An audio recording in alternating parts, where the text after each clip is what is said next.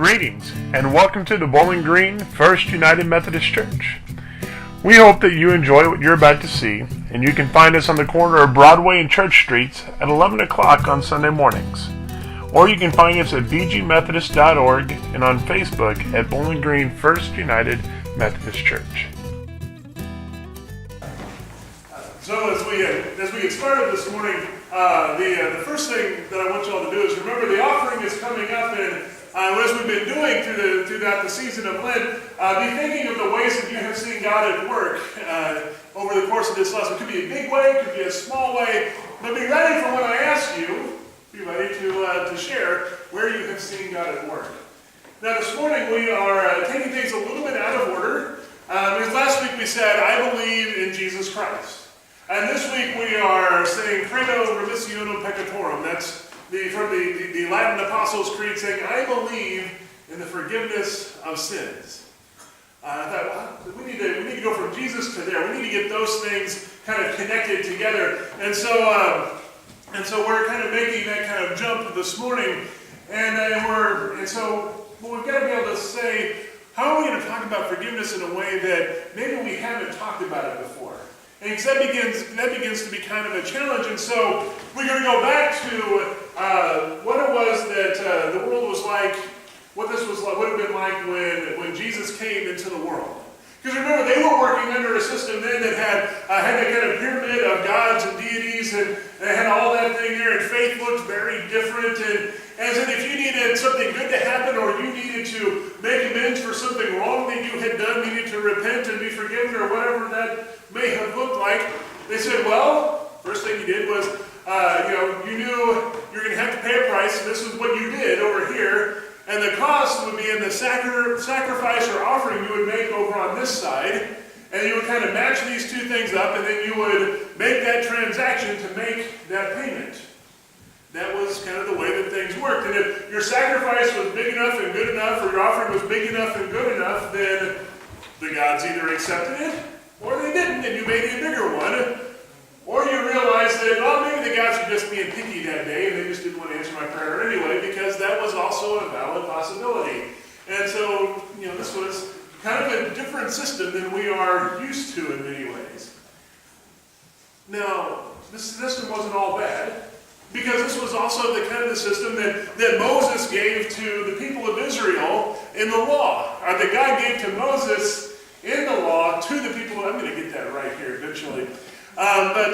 Because this was, but we've got to remember what the intent behind it was. Because the intent behind the law was that you had these people that had been in slavery for all of this time, and they had so much of their life that had been dictated to them, they didn't know what to do next.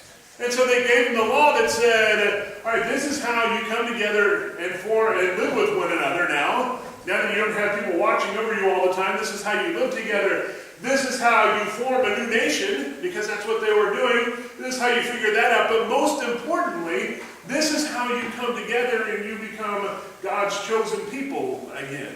And you figure this part of that story out. That was the intent behind it. But if we lose that intent, if we lose the intent behind why God gave Moses the law in the first place, then we end up in this transactional system that says, well, you do something, and here's the punishment over here. Because that's where they had ended up. By the time Jesus gets here, they ended up in a system that really didn't need God at all anymore, because you knew if you did something, you knew what the cost was going to be. And a lot of times you didn't really want God interfering in that. And because you were just focused on making sure both sides of the equation were filled out right so the transaction could be made. That's what Jesus was coming into the middle of. And that's the system that Jesus was working to get rid of. What happens with this? There's a very big problem with this kind of system. And that is, with this kind of system, it becomes a very selfish sort of thing. Because then you become focused just solely on what is it that I need to do in order to make things right. We get looking at, well, I've done this, so I know I've got to do this, so I'm going to go and I'm going to work to make things right. Today we have parts of that system that are still in place because we'll say, well, we have to say I'm sorry. And so we know that, we all just kind of know, because if you, as you get older, you kind of figure this out. If you do something over here, you know, well, do I just say I'm sorry? Do I say I'm sorry and bring flowers? Do I say I'm sorry and do some sort of service? We have this whole thing set up here. It's especially if you are kind of a public figure, that you do something, you got to go on TV, and if your act of contrition isn't good enough, you're going to get graded by every news network that's out there. We still have this in place in a lot of ways. And that's not the kind of system we need, because that is a selfish system. It focuses on what it is that the one who sins does. And the problem with that is, what about the victim of that sin? What happens to that person who has suffered because of the sin that has happened? Because oftentimes what happens is when we sin, and we have that whole thing that kind of works itself out, the cost to the victim to respond to that sin is really very high. Sinning is easy. Sinning is cheap. If you're going to respond to that, if you're the victim of that, that's kind of a high bar that you have to meet, that you have to overcome to respond to that. Because what happens, how many times has the question been asked, why did someone stay in an abusive relationship? Because the cost for them to get out and to respond to that is high. And the difference between the cost of the sin and the cost of responding to that if you're the victim, that's that amount of shame that goes in there.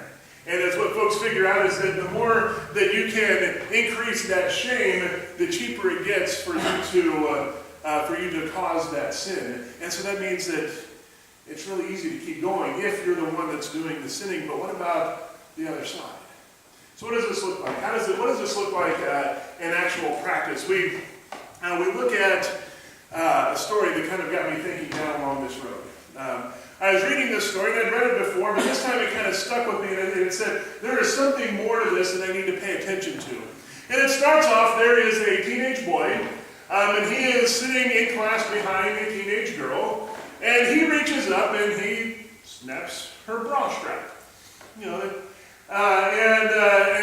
The teacher isn't aware of this until one time this happens.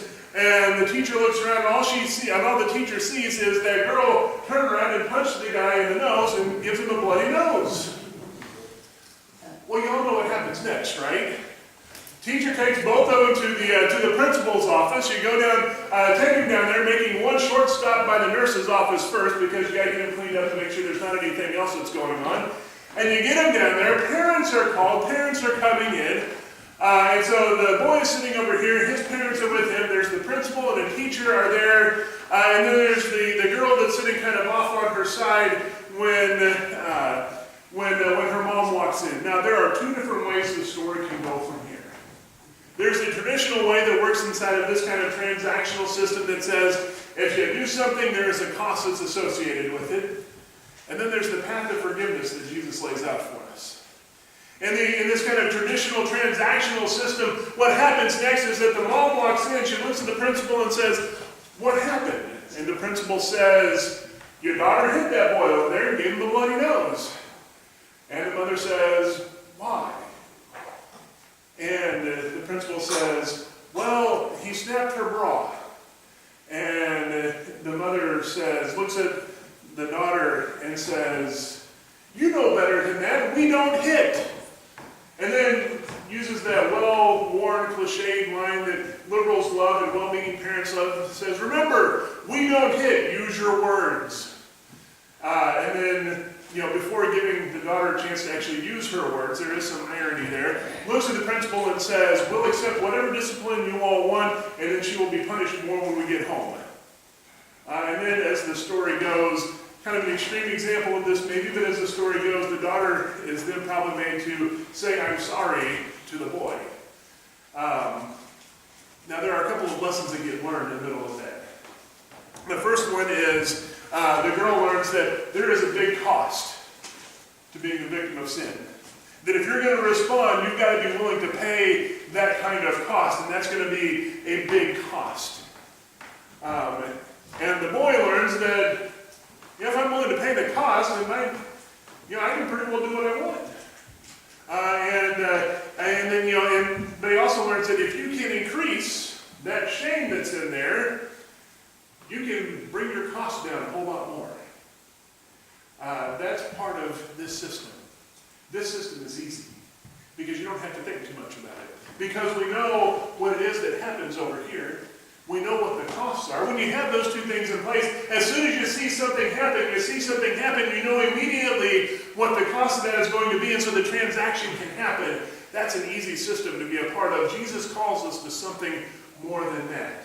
Because what is it that happens if we look at this from the path of forgiveness that Jesus is setting out for us?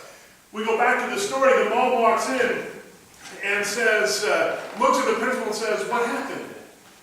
The principal says, "Your daughter hit that boy over there." And she says, "Why?" And the principal again says, "Well, he snapped her bra." And the mom kind of taking in the situation, because the thing about forgiveness is you got to pay attention. You can't just, forgiveness doesn't work in a nice, easy transaction sort of way. You got to pay attention. You got to listen to the story. And so she's walked in and she looks and she sees that her daughter is sitting in a chair kind of off to the side, a little bit more from everyone else that is there in the room. And she goes, "Well, maybe there's something up here that I need to be paying attention to a little bit more." And the mother looks at her daughter and says, "Tell me why. Not that she doesn't trust the principal or anyone else, but she wants to hear the story from her daughter." And the daughter starts off and says, "Well, he snapped my bra, and I hit him." And, the other folks that are in the room are mollified by this a little bit. So she's saying our story. She agrees with the story that we have told. That's what we know. The mom, knowing that maybe there's something more of this, she says, "Keep going." And she keeps telling the story. She says, "He did it once, I told him to stop.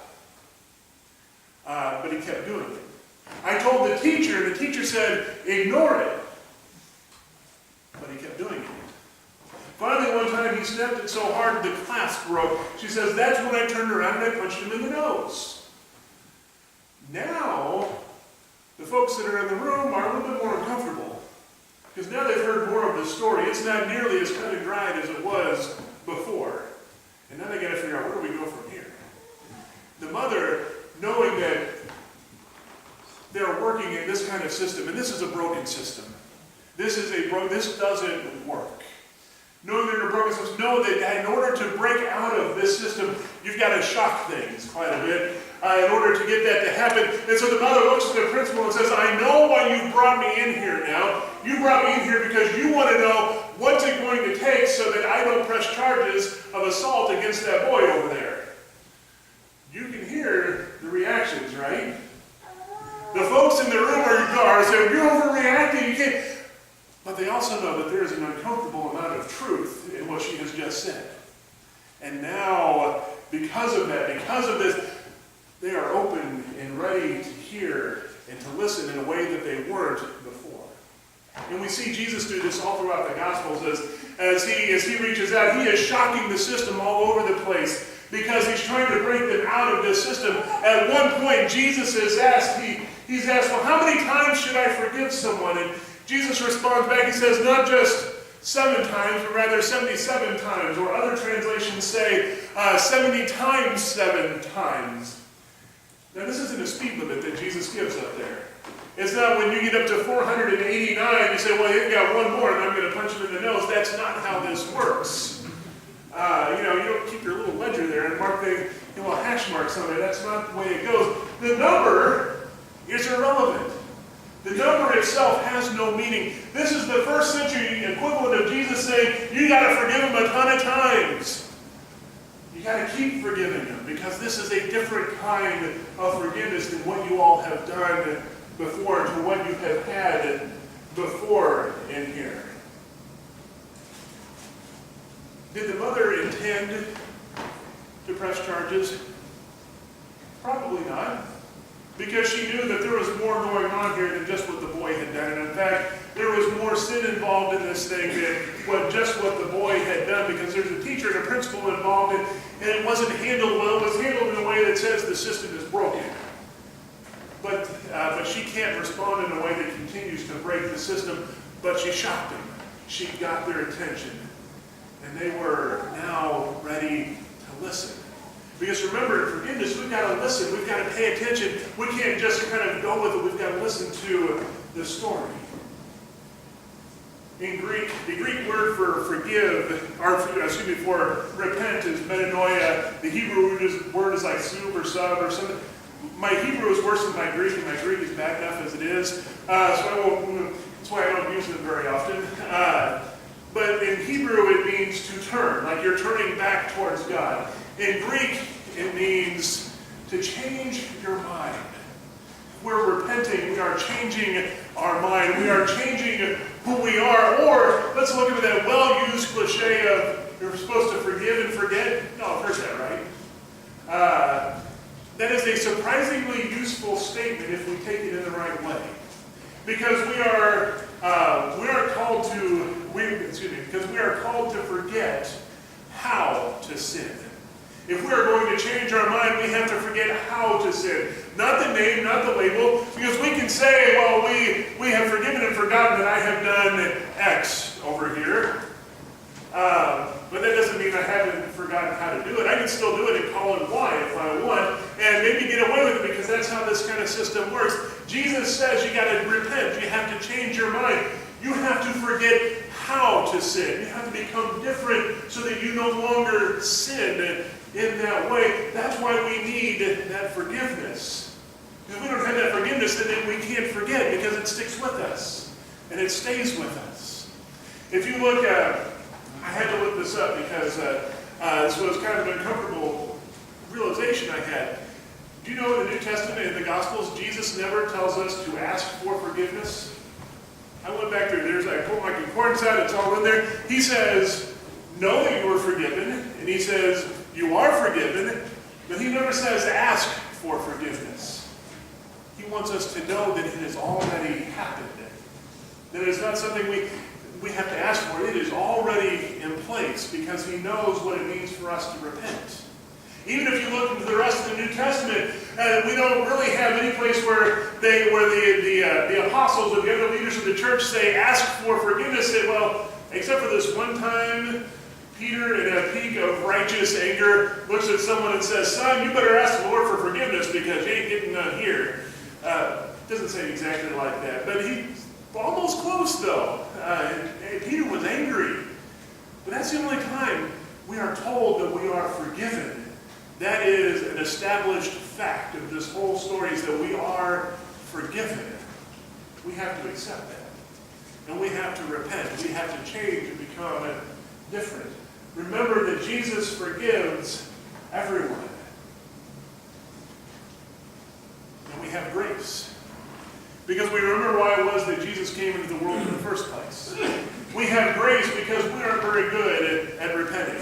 We'll try, like I'm talking with the kids up here, we'll say I'm sorry, but I will continue to poke my little brother. It took until I got to be an adult and I realized, yeah, that's kind of dumb. Especially once he got a little bit bigger and was an all-state wrestler. I learned not to poke my little brother anymore. I changed. Sometimes repentance is hard, but that's what happens. We grow, we change, and we need forgiveness. We need forgiveness to be an established fact because it's going to take us a lot of repentance sometimes to forget how to sin, to be changed, to be different than we were before. And Jesus had to come and show us that way for how that happened. Because remember, Jesus was divine and came down and became human here on earth, was born of a Virgin Mary, became fully human, lived a perfect life, was the advocate for the victims, for the abused, for the persecuted, for the shamed. And he got himself in conflict with the religious authorities of his time, and rather than repent, rather than change themselves, they tried to shame him. They hung him up on a cross, which was the most shameful form of execution you could have, but they didn't stop there. They walked him through the streets of Jerusalem so that they could continue to build that shame. They were working on setting that bar so high that none of his followers would ever think to respond to what they have done because they couldn't bear to face that level of shame. It set that bar real high. But they were surprised when the reports started coming out on that first Easter morning that the tomb was empty. That no matter how much shame they put down on him, it couldn't keep Jesus dead. that he rose from the dead, he defeated that shame, and in the process of that, he showed us a better way. He gave us what we needed to know, that we can not only just accept his forgiveness, but that we can repent and be changed, be made different, and be more than where we are now. As the rest of that story would go, and as all stories are, they're an imperfect analogy, but as the rest of that story goes, the girl, she may not have had a specific sin to repent of, but she needed to forgive. Not because she had any power over the boy and to give him forgiveness in that situation, but she needed to forgive so that she know that shame didn't have power over her. And she needed to learn, part of that, her acceptance would be learning new ways of handling that situation that lowers that cost for her of what it was if she finds herself in another situation like that. She had to learn that lesson also. The others in the situation, they had to repent. And they had to accept that forgiveness that was already in place. The boy had to learn better behaviors. He had to learn how to be better. I mean, that was fairly obvious. But the others involved had to learn better ways of handling that. Their repentance, their changing their mind meant learning something different. So hopefully in the future they wouldn't respond in the same way again. So that they would listen to the story. So they would hear what was going on. That's the lesson of forgiveness and repentance. That's a message that we can take out to a world that needs to hear it. That needs to know that they've been forgiven. That you can repent and you can change. That you can overcome any amount of shame that someone piles on you because of what Jesus has done. That's a message that we can share in a broken world. Let us go and share that promise, that hope, that gift of forgiveness that comes from Jesus Christ with a world that needs to hear it. Let us do that in Christ's name. Amen.